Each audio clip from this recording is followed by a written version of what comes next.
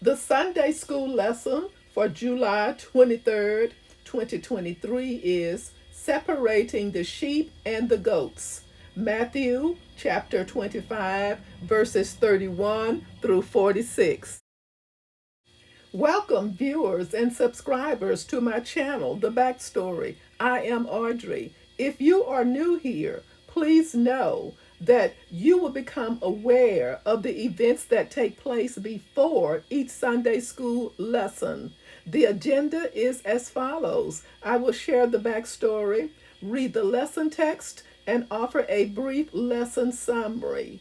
After viewing this video, if you find that it is of any value to you, please subscribe to this channel and share this channel with your Facebook friends, your Sunday school class, your Bible study group, and others. Thank you so much in advance for your support. The backstory. Let's begin. Matthew chapter 25 can be divided into three sections. The first section is the parable of the 10 virgins, a story about wedding attendants and their preparations, or lack thereof, for a delayed bridegroom. In that day, it was customary for a bridegroom to come to the home of the bride's father to claim his promised spouse, take her to his home, and enjoy a wedding feast. Friends of the bride awaited that wedding party and joined the procession to the house of the bride. The time of arrival was not exact, so the bridesmaids, the virgins, would carry lamps to be prepared, be it day or night. The lamps were fueled with olive oil. Their reservoirs were limited, so extra oil was sometimes taken in a small jar or flask. Here the bridegroom was delayed. The bridesmaids waited, but kept their normal schedules. But when sleep was interrupted by the news of the bridegroom's approaching, they leaped into action. Unfortunately, half the bridesmaids had run out of oil. In the time it took for them to leave to buy more and return, they missed the wedding feast. While the evil servant was not prepared because of his duplicity, and the bridesmaids only by their negligence, the results were the same. The second section, the parable of the bags of gold, relates how servants have used resources entrusted to them during their master's absence. The general point of both parables is to be ready, because you don't know when the bridegroom or master will return. Jesus told yet another parable for clarification.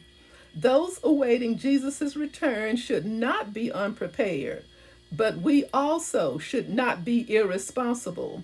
The story also speaks of a master and his servants. In this case, the master called 3 servants and assigned them financial responsibility. The master's acquaintance with his servants enabled him to know each one's capacity to carry out an assignment. He assigned responsibilities accordingly, giving each different amounts of money to manage. 2 of the 3 servants went to work immediately, doing business with the money assigned. Both exercised the same fruitfulness in using what was given. Both achieved the same rate of return. The 3rd servant did not treat the money as his own or treat it carelessly. Therefore, he was not like the evil servant or negligent versions of the preceding warnings, but he did embezzle and neglect another resource granted him, time.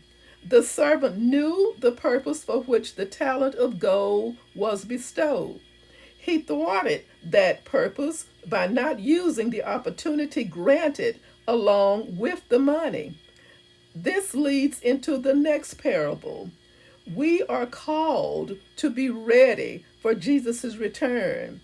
but we are also to be busy doing His will in the meantime. This third section begins with a picture of the return of the Messiah.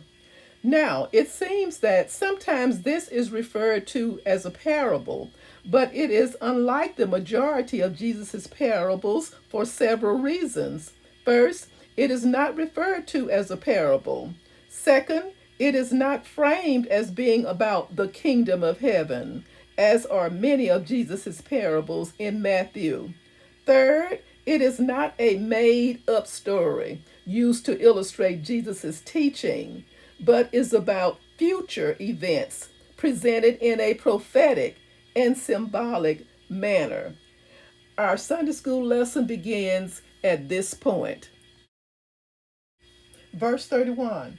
When the Son of Man shall come in his glory, and all the holy angels with him, then shall he sit upon the throne of his glory. Verse 32. And before him shall be gathered all nations, and he shall separate them one from another, as a shepherd divideth his sheep from the goats. Verse 33. And he shall set the sheep on his right hand, and the goats on the left. Verse 34. Then shall the king say unto them on his right hand, Come, ye blessed of my Father, inherit the kingdom prepared for you from the foundation of the world. Verse 35. For I was an hungered, and ye gave me meat. I was thirsty, and ye gave me drink.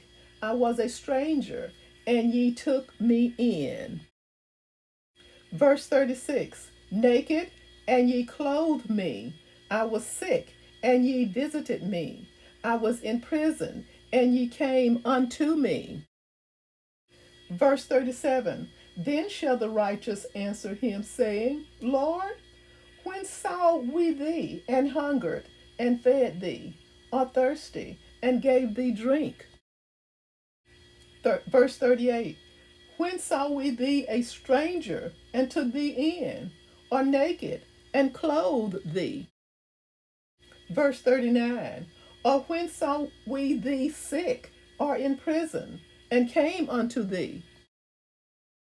Verse 40. And the king shall answer and say unto them, Verily I say unto you, inasmuch as ye have done it unto one of the least of these, my brethren, ye have done it unto me. Verse 41. Then shall he say also unto them on the left hand, Depart from me, ye cursed, into everlasting fire, prepared for the devil and his angels. Verse 42. For I was an hungered, and ye gave me no meat. I was thirsty, and ye gave me no drink. Verse 43. I was a stranger, and ye took me not in. Naked, and ye clothed me not. Sick, and in prison, and ye visited me not. Verse 44. Then shall they also answer him, saying, Lord, when saw we thee and hungered, or athirst, or a stranger, or naked, or sick, or in prison, and did not minister unto thee? Verse 45. Then shall he answer them, saying, Verily I say unto you, inasmuch as ye did it not to one of the least of these, ye did it not to me. Verse 46. And these shall go away into everlasting punishment, but the righteous into life eternal. A brief summary. In this famous account, Jesus pictured judgment as the nations being summoned to stand trial before him. Jesus would announce his reward for those on his right, the traditional place of approval and acceptance. The king listed the good works of his sheep. We are saved by grace, but salvation must be followed by appropriate good works expressed in love. Galatians chapter 5 verse 6. Jesus was not ashamed to call people in need his brothers and sisters. Any help given to these, Jesus counts as help given to him personally. Those on the left learned too late that by ignoring the king's people, they had ignored the king himself. Complementing the preceding story of the bags of gold, this story tells us how our time is to be invested. Thank you so much for watching. Join me soon for the next backstory. Stay safe and may God bless.